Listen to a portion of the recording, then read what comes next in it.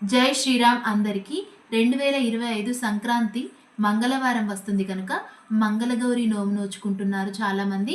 దాని విధానం ఇప్పుడు చూద్దాం.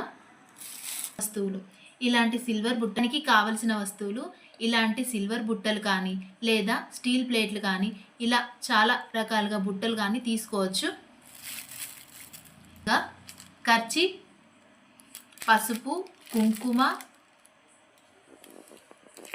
లక్కపూస, పోకలు, నల్లపూసలు, అద్దాలు, దువ్వెనలు, కాటుక ఇవి చాలా ముఖ్యంగా ఉండాలి.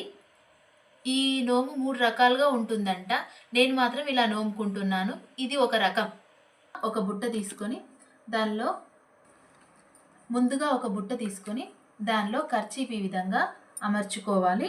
తర్వాత పసుపు, కుంకుమ, 2 పోకలు, దువ్వెన, అద్దము, కాటుక,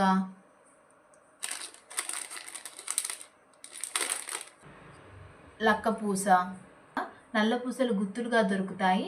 ఇవి 5 అన్నిట్లో వేసుకోవాలి. ఇప్పుడు మీకు తెలియడం కోసం ఇలా పెడుతున్నాను. 5 అయితే సరిపోతాయి. కిలోంబావు శనగలు అన్నిట్లో సమానంగా వచ్చేటట్టు పోసుకోవాలి. నానబెట్టాల్సిన అవసరం లేదు. ముఖ్యంగా ఒక పోగుదారం వేసుకొని నోముకోవాలి. ప్రతి ఒక్క దానిలో పోగుదారం ఉండాలి. మనం పెట్టుకున్న గౌరమ్మకే నోముకోవచ్చు. 5 నల్ల పూసలు, ఒక లక్క పూస వేసుకోవాలి. తో పాటు 2 గాజులు కూడా వేసుకోవాలి.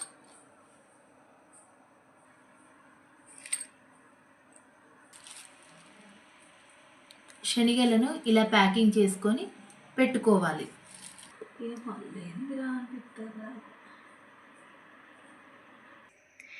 ఇలా అమర్చుకొని సెట్ చేసి పెట్టుకోవాలి. అందరికీ థ్యాంక్ యూ ఫర్ వాచింగ్.